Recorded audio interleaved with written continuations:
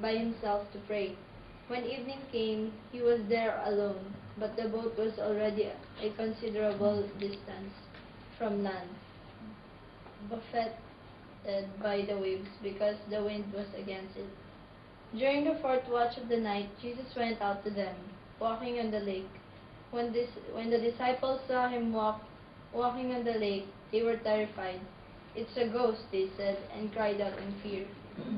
But Jesus immediately said to them, "Take courage, it is I, don't be afraid." "Lord, if it is you," Peter replied, "tell me to come to you on the water." "Come," he said. Then Peter got down out of the boat, walked on the water, and came towards Jesus. But when he saw the wind, he was afraid and beginning to sink, cried out, "Lord, save me." Immediately Jesus reached out his hand and caught him. "You of little faith," he said, "why did you doubt?" And when they climbed into the boat, the wind died down. Then those who were in the boat worshipped him, saying, "Truly you are the Son of God." When they had crossed over, they landed at Gennesaret. And when the men of that place recognized Jesus, they sent word to all the surrounding country. People brought all their sick to him, and begged him to let the sick just touch the edge of his cloak, and all who touched him were healed. Praise be to the reading of the word of God. Amen. Amen. Ay po makakupo. Amen. No? So, pisa na po at let's get ready. Amen. Because God has a message tonight. Amen. And lahat ng mga notes natin ready na. And katulad po ng nakaraan natin sinabi, this is now the time for application. Amen? So let us now welcome the Holy Spirit sa buhay ng ating kapatid, Sister Clarice Cruzet.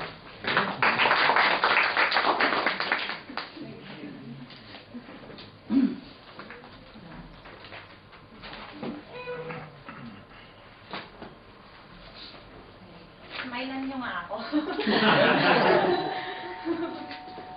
Hi, let's pray. Hallelujah. Lord, we thank you for this night. Salamat po, Panginoon, na nanalip po kayo ngayong gabi. Lord, you said in your word that you proclaim, Father, that you are the great I am. And Lord, we know that you are here in the midst of us. Salamat po, Panginoon, Lord, open our ears, open our hearts, Father, para po yung mga gusto mo na matutunan namin ngayong gabi, matutunan namin. At hindi lang namin matutunan, kundi may apply din namin sa buhay namin.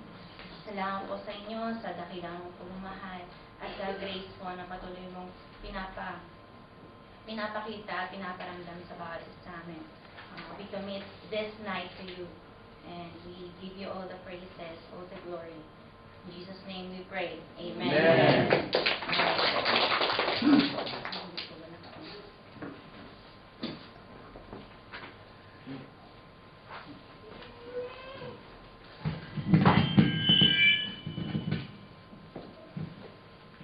Okay. February 1987, I was 5 years old at that time. Ano yun? Gabi siya. Tapos parang naramdaman ko na parang lumulutang ata ako.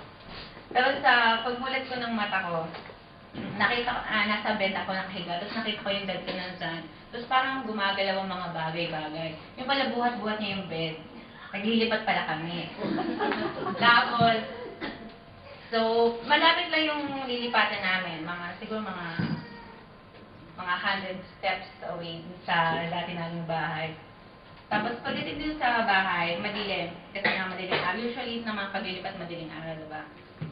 So, pagdating din sa bahay, ako pa lang yung nadala niya doon. Ako pa lang, tsaka yung sumunod kong kapatid, yung anak at that time. Tapos, kailangan ni dading bumalik sa dating bahay kasi marami pa siyang ililipat. So, 5 years old, madilim, alam yun na, takot. So, parang siguro naramdaman ni daddy na yung takot ko. Tapos sabi niya sa akin, right there and then, sabi niya na, pina-memorize niya sa akin yung yung sabi ni Jesus na, hindi kita iiwan, ni pababayaan man. Tapos, yun, nung di umalis siya, tapos ako naman, sabi sa sarili ko yun, hindi kita iiwan, ni pababayaan man, hanggang sa nakatulog na ako. Tapos, yan, nakalimutan na yun ng daddy ko, yung nangyari na yun, pero hanggang ngayon natatandaan ko pa rin siya. So,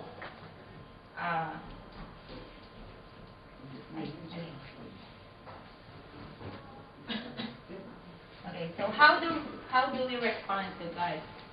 So ngayong gabi, ang text po natin ay matatagpuan sa Matthew 14:22-36. Pero titingnan din po natin kasi ito pong story na to, nangyari din po, sinulat din po siya ni Mark.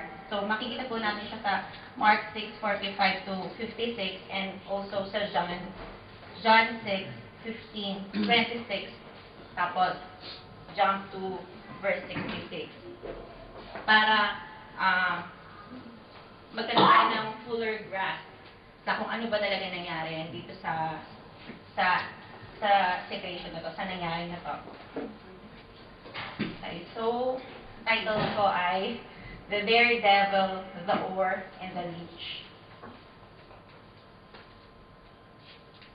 Sorry. Okay. So, dun sa previous verses, nalaman ni Jesus, nabalitaan ni Jesus na namatay si John the Baptist, na pinapatay siya ni Herod. So, dahil cousin ni Jesus si John the Baptist, tapos friend din niya, tapos co-worker din sa pag-spread ng gospel. So, syempre nalungkot si Jesus. So, sa kanya, gusto niya muna mapag-isa. Siguro to mourn. Pero, isa ring reason kasi para palamigin din. Kasi ang iniisip din ni Herod na siya ay parang incarnate ni John the Baptist. So, meron din possible din na ipapatay niya siya. So, gusto niya muna lumayo para palamigin yung pangyayari. Pero, so, ang ginawa niya, sumakay siya ng bangka, tapos napunta siya sa isang solitary place. Dito, sa Mercier. Southwest ng Bethsaida.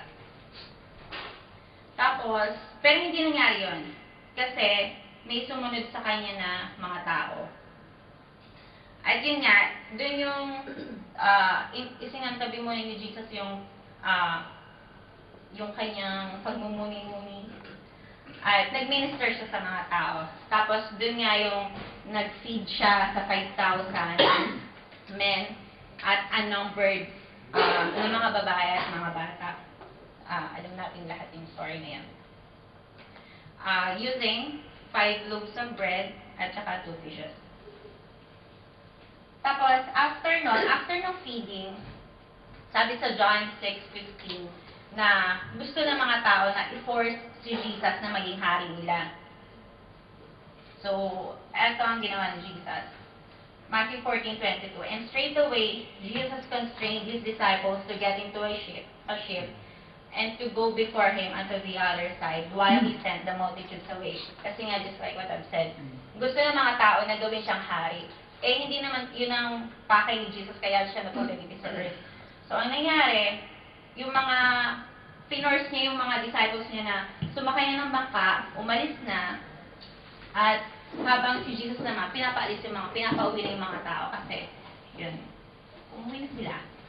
23, and when he had sent the multitudes away, he went up into a mountain apart to pray, and when the evening was come, he was there alone. So, natupad na yung gusto ni Jesus, nakapag-isa na siya, at to have a private talk with the Father. Dito, sa Matthew, hindi sinabi kung saan sila pupunta. Pero sa Mark, sabi ni Mark doon, in-instruct sila ni Jesus na pumunta sa Bethsaida. Di ba nandito sila? Dito naganap yung feeding of the 5,000. So sabi ni Jesus, punta kayo sa Bethsaida. Pero sabi ni John, yung sila, mga disciples, pupunta sila sa Capernaum. Sabi ni John. So,